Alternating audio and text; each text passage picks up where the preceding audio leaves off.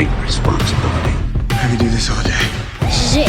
Don't get scared now. They may take our lives, but they'll never take our freedom! Cinderella's story out of nowhere.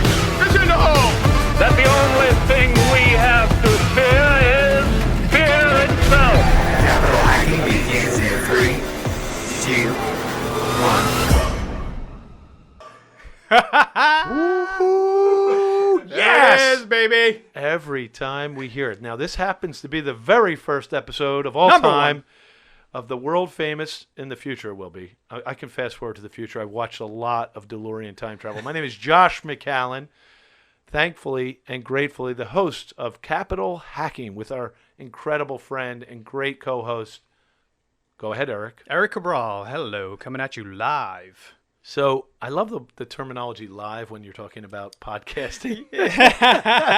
Because at some point, everything is live, isn't it? Hey, man, we're alive. I'm alive. You're alive. Very true. Very true. So that was Josh's first time experiencing the full Capital Hacking intro. What'd you think, man? Jeez. Guys, there's no way to describe what it feels like when you spend 6 months preparing for this day. Even longer. This was a germ of an idea that you had longer. For me, a year. For you, 6 months. For me, 6 months. Yeah. But it was funny because literally last night, we were going back and forth. We had about 3 to 4 versions of it, and you haven't heard. That's so good. And the team was working hard behind the scenes to get it out. And I said, "That's the one right there." I was like, "I want to hear it again." Let's promise the audience, which is an incredibly large and growing audience already. Yes. I can hear people signing up right now on iTunes podcast.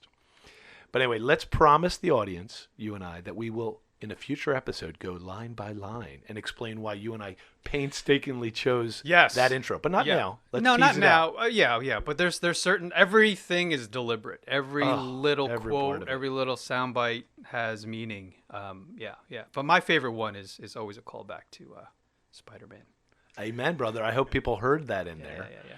Yours is probably Caddyshack, but it was Caddyshack until the Macaulay Culkin part got in there. Here we are teasing out too much. Wait till the episode called the intro description. Ooh, I like that one. Okay, so what's today's episode about, Mr. Josh? Okay, well, thanks for asking, Erik. We have to define what we're doing here. First and foremost, we're here to serve. It's amazing when you serve in any capacity, you learn. So I hope, Erik, you join me and you are excited about the learning and the education we're going to receive as your hosts, as your fellow students of what capital hacking truly is. I'm along for the ride. I'm on the bus. I'm on the train. Amen, brother. By the way, we will introduce Mr. Erik Cabral. We'll do a brief introduction of ourselves. Yes. And we will keep this one. There's so many things to debate in our first episode. So first things first, I'm going to say first episode at least 15 more times. Why? Because in the future, fast forward, it's 10 years from now. 552 episodes have been done, roughly, maybe. And here's what happened. It became a worldwide sensation. And Capital Hacking is not only honestly one of the better podcasts on iTunes. I hate to be judgmental, but you are worthy of that, Erik, to be the top-ranked podcaster. Yeah, I'm looking forward to it. So not only has that come to fruition now, it's 10 years in the future. Mm-hmm. I just got in a DeLorean recently. He drove back to time to just help make sure the first So what is it right. now? It's 2030? No, we're doing this all very bad. It's 2029. You and I are messing up the mathola. Okay, here's the point. It's 2029. The DeLorean it's a little cold when you get out. Yeah. Like when you go through time, it freezes the back pipes. Yes, the DeLorean is not hot. It's cold. Okay, so capital hacking has become something that is beautiful. What it is a way for people. This is the future, guys, just so you know.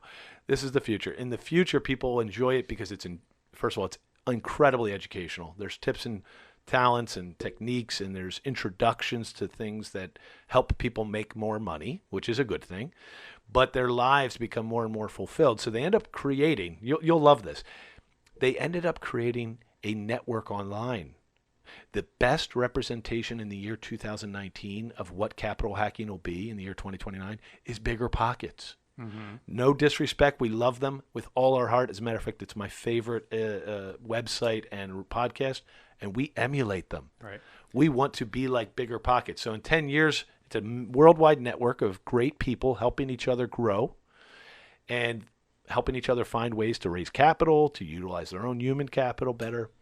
It's beautiful. Can't wait for that 10th year anniversary. Yeah, because I know you're a proponent of first episodes being listened to over and over. I often skip them, which to Josh's surprise, I don't even go back in time. I just listen to the latest one, and then I go backwards from there.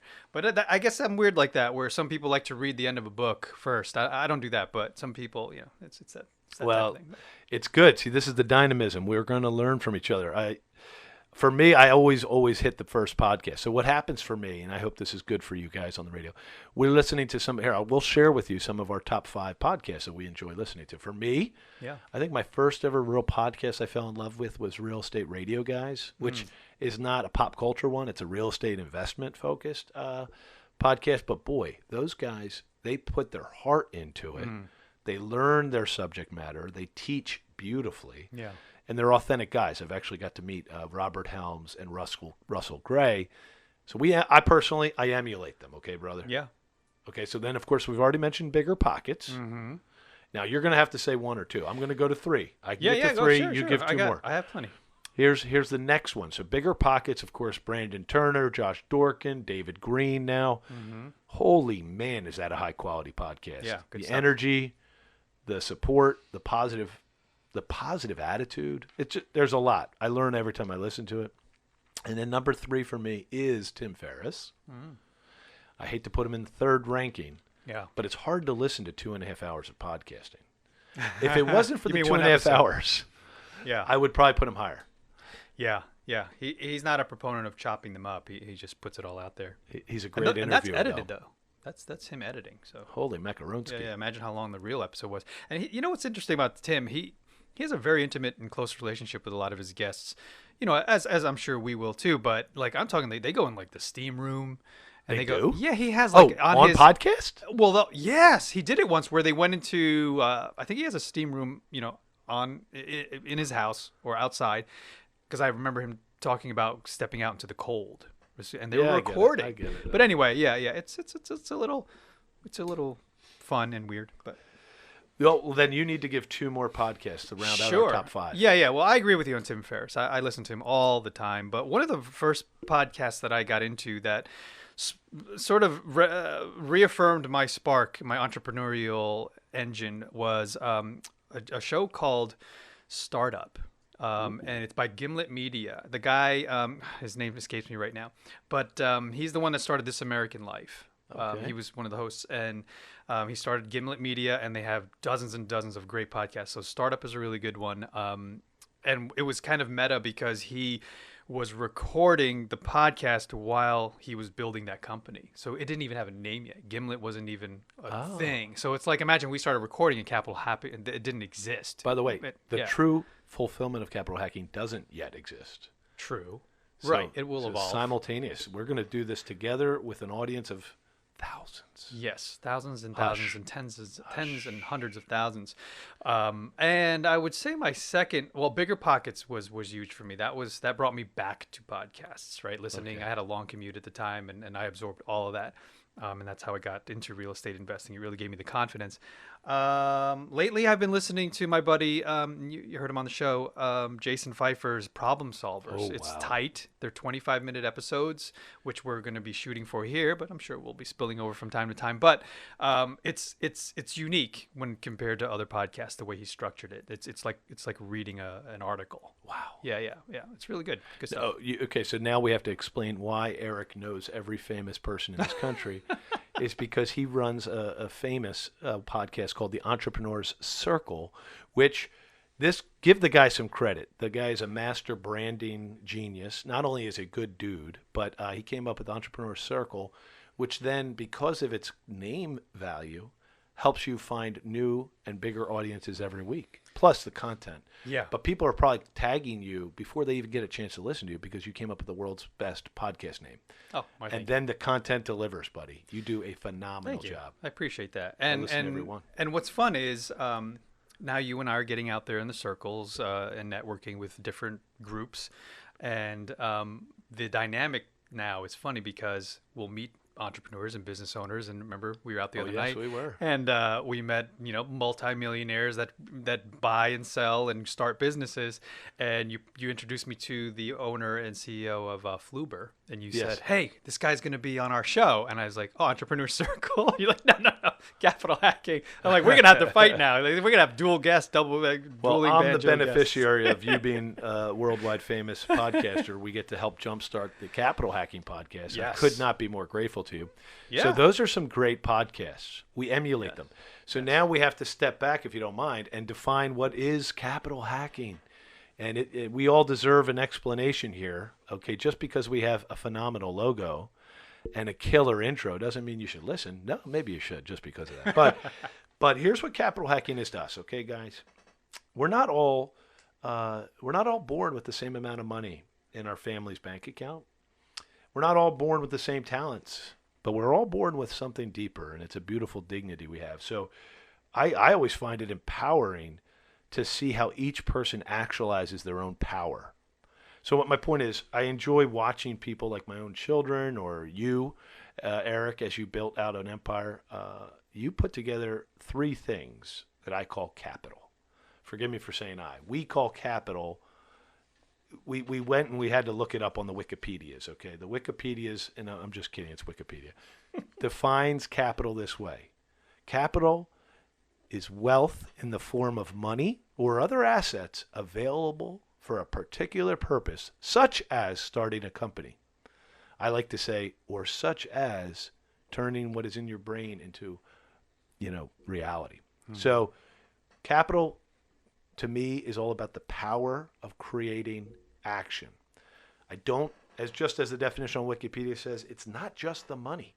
So here's how we define it, guys. We say there's 3 types of capital, and we all have the ability to maximize each. When we combine them perfectly, we really have power. So capital, look, the first one that most people think of is cash capital. I'll call it cash capital. We have bank accounts, and some of us have more, some of us have less. Each of us need to use some of that to get started, absolutely. But is that the most powerful capital? I don't think so. We personally think there's 2 other capital forms of capital, 2 gigantic pillars of capital that we all have. And it's up to your heart and your head to decide how wealthy you are. So we think the one you'll hear it all the time in media. It's called human capital, and the third one I like to call time capital, or you could call it energy capital. So for me, human capital means to a big Fortune 100 or Fortune 50 like you used to work for. Maybe you were Fortune 10. You were part of major companies. At least 100, but yeah. Yeah. So for them, they call human capital everybody that works there, right? Yeah. Okay. All right. I'll take that. I think it's a little richer than that. It means that all our creative power coming together, our talents, you can call that human capital. We all have some, and we all have different levels of it. And really the third part, the energy and the time, is how you actualize this. So yes, we all need some cash capital, but nobody listening to this should worry whether you have $150 in your bank account or $150 million, as some of the people we meet have, and that's powerful. You both could achieve startup. Yeah. Now you could start up companies, but there's many other types of beginnings and building. Yeah. And we're here to maximize that. And I want to point out, and thank you for defining that in a very clean and concise and orderly way. I want to point out to the audience that Josh is that. He is the epitome of someone who, white collar. You grew up. I don't know if you want to talk about, Blue collar? you blue collar. You didn't grow up with a silver spoon in your mouth. That's like fair point. You worked your way up and killed yourself to get to where you are. So I don't know if you want to speak to that or just give a little bit of introduce taste. each other, but yeah. But yeah, because I think that's key. Like everyone who's listening, anyone who's out there that hasn't really invested or they're thinking about jumping in the game, Josh at some point was like everyone. He was right? Well, okay, so Erik is very, very kind. It is true that cash capital, let's say that was never in the cards for us growing up. We grew up pretty poor, very, very lovely little mom who was struck down with a stroke at age 27, never worked again. and happily, was a wonderful woman. So we've always had a happy home, but no money, no cash. So we've always worked. But to that end, and then my father, of course, that many families, the father and the mother have a separation when they're real young, and so yeah, no, you're absolutely right. It was me and my good brother Peter, and we worked our asses off through grade school and high school. We were always hustling, right? We were always hustling to find a dollar. And I do think that's good for everybody. Everybody needs to hustle, whether you're the richest guy in the room or not. Yeah, absolutely. Oh, yeah. Oh, the light. Yeah, Sorry. Guys, you would not believe the production quality here is world class. And as we said, this is the first capital hacking. And I can't imagine how it's going to get any better with the quality of production in this room. It is phenomenal. Yeah, I love it, man. I mean, we've definitely 10x'd what we're doing here in the studio. Especially, shout out to Jack. Thank you for helping us here. This is great. Thank you, Jack. But yeah, continue. Well, you know what? I want to step back for just a minute, and I know, Erik, you might have a story or two about when you've been able to achieve some capital hacking. But let's go back to when this all started burning in my heart, and thank you for helping me realize it. We were really impressed with a guy named Tim Ferriss, who shared with you a minute ago. His podcast is incredible. It is 2.5 hours. I looked it up last night, and it was the most recent one was 2 hours, really? 45 minutes. Wow. So, Tim, I can't wait to get you on the show. We will not probably go that long unless you choose to have it go that long, because you are Tim Ferriss. And if you do decide to go that long, we'll chop it into 3 episodes. That would actually be great. 3 Tim Ferrisses. Yeah, so, Tim, we'll get back to you. Okay, I know you're always calling us to get on capital hacking, but no, we read Tim Ferriss's book. Do everybody know who Tim Ferriss is? He's that guy, I don't know, in the year 2008 or maybe 2006. Book on the shelf, 06, I think it was. Has it been that long? He came up with the terminology he wrote a book called 4 Hour Work Week. Yeah. And that always was a surprising title to me because I like to work. I don't need a 4-hour work week. Yeah, it's deceiving. It's not really the message in the book. It's not. It's not. But I mean, it is an attention grabber, right? It works. Everybody bought it. Worldwide bestseller. It built his empire. But it's not about being lazy or about shortcuts, right? It's not maximization. Yes. So exactly. Okay, so there you go, guys. That's what we mean by hacking, because in that book, he really trained my mind to think about being a life hacker. So he wants you to take the time you work and make it really, really efficient so that you can actually begin to live a life that is rich. So he calls that life hacking, and I'm sure other people might have had that term before, but I give him 100% credit for that terminology. And you hear it everywhere now. Yeah. He's got an empire, so we'll talk about him some other time. But that gave us, we said, if that's life hacking, what Tim did, maybe there needs to be a 2.0 version. What happens after you realize your life is worth being fulfilled? And that's kind of what he's getting at. He's saying work efficiently, make revenue for your family and yourself, and live. Embrace life and really savor it. Totally, I really respect that. So what is capital hacking? So capital hacking, I'll call it the life hacking 2.0. We're here. You and I are fun-loving dudes. We have beautiful families. We have wonderful lives, thank God, because we have wonderful wives, all right? But we must provide for them. So how can you and I maximize what we provide for our family? And I think this is what we're going to study every week. We're going to study how to maximally, efficiently, and powerfully use our capital. We only have, maybe we can define more capital, but right now I'm calling it 3. Cash capital, time capital, and human capital, which is our time and talent. So how do we maximize that to provide for our family and to fulfill our life and the lives of those around us? I can't wait to capital hack with you, buddy. Yeah, me too. And I can't wait to share this mindset and this culture with all of our beautiful listeners. And like you said, in 2029, we're speaking to you in 2029. So, yeah. Looking forward to it, brother. So to wrap here, I think the best is yet to come. We appreciate you guys joining this worldwide phenomena. We appreciate you liking and subscribing to our podcast. By the way, a 5-star review today would not hurt our feelings. Absolutely. It really wouldn't, okay? Because a lot of us are listening to this podcast. It's amazing how many three of us have already listened to this podcast. Yes, and you know, it's growing, always growing. But yes, as to second what Josh is saying, always like, subscribe, and share this podcast, Capital Hacking, with your friends, your family, anyone who you think will benefit from this content and the value that we're providing. And yeah, please, Eric. Maybe here's one way. By the way, in the first few episodes, we're going to test things. So maybe there's a way to sign off at the end. Yeah, like Uncle Ben. Mm-hmm. Yeah, we need our little sign-off lingo. Which, yeah, so Spider-Man was a powerful movie for you and I. Yeah, it was. You know, with great power, right?